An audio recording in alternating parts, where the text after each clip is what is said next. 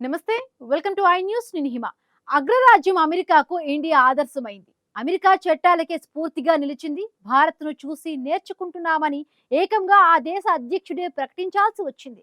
America అధ్యక్ష ఎన్నికల ప్రక్రియలో కీలక మార్పులు తెచ్చేందుకు అధ్యక్షుడు డొనాల్డ్ ట్రంప్ సిద్ధమవుతూ ఉన్నారు. అయితే ఈసారి ఆయన ప్రతిపాదిస్తున్న సేవ్ అమెరికా చట్టం వెనుక భారతదేశ ఎన్నికల విధానం స్ఫూర్తిగా నిలవడం విశేషం.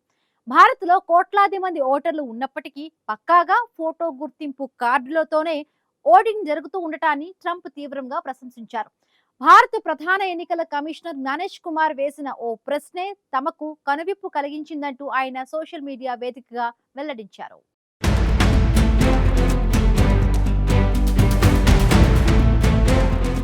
అమెరికా అధ్యక్షుడు డొనాల్డ్ ట్రంప్ తన social media platform truth social లో ఆసక్తికర పోస్టు చేశారు. భారతదేశంలో ప్రతి ఒక్క ఓటరుకు పక్కగా ఫోటో ఐడి కార్డు ఉన్నప్పుడు చెల్లుబాటు అయ్యే ఐడి లేకుండా అమెరికాలో ఎన్నికలు ఎలా నిర్వహిస్తారు అని భారత ప్రధాన ఎన్నికల కమిషనర్ జ్ఞానేష్ కుమార్ తమ యంత్రాంగాన్ని ప్రశ్నించారని ట్రంప్ తెలిపారు.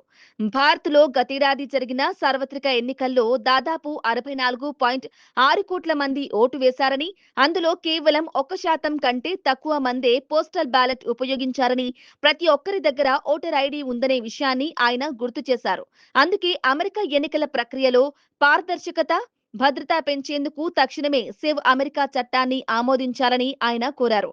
ఇంతకీ ఏమిటి సేవ్ అమెరికా చట్టం? అమెరికాలో ఎన్నికల ప్రక్రియను మరింత పారదర్శకంగా నిర్వహించేందుకు సేవ్ అమెరికా చట్టం తేవాలని భావిస్తున్నారు ట్రంప్. ఫెడరల్ ఎన్నికలలో ఓటరుగా నమోదు చేసుకోవడానికి ఓటర్లు తప్పనిసరిగా తాము అమెరికా పౌరులమని తెలిపే పత్రాలను సమర్పించాలి. ఓటు వేయడానికి వచ్చిన ప్రతి ఓటరు పోలింగ్ కేంద్రం వద్ద అధికారిక ఫోటో గుర్తింపు కార్డును చూపించడం తప్పనిసరి అవుతుంది. పౌరులు కానీ వారి పేర్లు ఓటర్ల జాబితాలో ఉంటే వాటిని తొలగించే అధికారాన్ని ఈ చట్టం ఎలక్షన్ అధికారులకు ఇస్తుంది. మెయిల్ ఇన్ ఓటింగ్ విధానం దుర్వినియోగం కాకుండా ఉండేందుకు కఠినమైన షరతులు మరియు పరిమితులు విధిస్తుంది. సరైన పత్రాలు లేకుండా లేదా నిబంధనలు ఉల్లంఘించి ఓటరు నమోదు చేపట్టిన ఎన్నికల అధికారులపై చట్టపరమైన చర్యలు లేదా శిక్షలు విధించే ప్రతిపాదనలు ఇందులో ఉన్నాయి.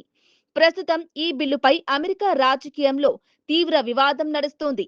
ఫోటో గుర్తింపు కార్డులు ఎన్నికల విశ్వసనీయతను పెంచుతాయని మద్దతుదారులు భావిస్తుంటే, జనన ధృవీకరణ పత్రాలు లేదా పాస్పోర్టు లేని దాదాపు 12% మంది ఓటర్లు తమ ఓటు హక్కును కోల్పోయే ప్రమాదం ఉందని వ్యతిరేకులు వాదిస్తున్నారు.